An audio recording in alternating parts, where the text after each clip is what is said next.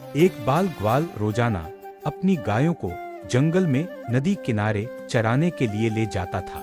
जंगल में वह नित्य प्रतिदिन एक संत के यौगिक क्रियाकलाप देखता था। संत आंखें और नाक बंद कर कुछ यौगिक क्रियाएं करते थे। एक दिन उससे रहा नहीं गया। उत्सुकतावश उसने संत से यौगिक क्रियाओं बाल के बारे में पूछ लिया। ग्वाल के सवाल पर संत ने जवाब दिया कि वह इस तरह से भगवान से साक्षात्कार करते हैं। संत के प्रस्थान करने के बाद ग्वाला भी यौगिक क्रियाओं को दोहराने लगा और इस बात का संकल्प ले लिया कि आज वह भगवान के दर्शन साक्षात करके ही रहेगा। ग्वाले ने अपनी दोनों आंखें बंद कर ली और नाक को जोर से दबा लिया। श्वास प्रवाह बंद होने से उसके प्राण निकलने की नौबत आ गई। उधर कैलाश पर्वत पर महादेव का आसन डोलने लगा। शिव ने देखा कि एक बाल ग्वाल उनसे साक्षात्कार करने के लिए कठोर तप कर रहा है।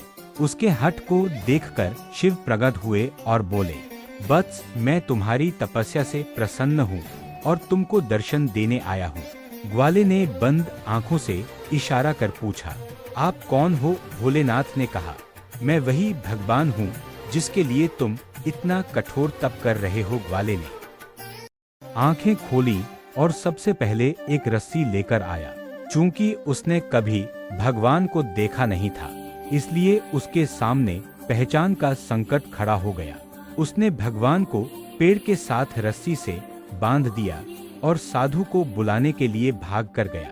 संत तुरंत उसकी बातों पर यकीन करते हुए दौड़े हुए आए, लेकिन संत को कहीं पर भी भगवान नजर नहीं आए। संत ने बाल ग्वाल से कहा, मुझे तो कहीं नहीं दिख रहे। तब ग्वाले ने भगवान से पूछा, प्रभु, आप यदि सही में भगवान हो तो साधु महाराज को दिख क्यों नहीं रहे हो? तब भगवान ने कहा, जो भक्त छलकपट रहित सच्चे मन से मुझे याद करता है, मैं उसको दर्शन देने के लिए दौड़ा चला आता हूँ।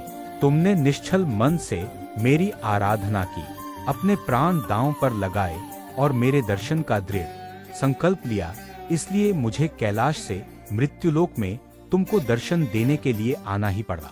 जबकि साधु के आचरण में इन सभी बातों का अभी अभाव है। वह रोजाना के क्रियाकलाप करते हैं, लेकिन उनके मन में अभी भटकाव है। इसलिए मैं तुमको तो दिखाई दे रहा हूँ, लेकिन संत को नहीं।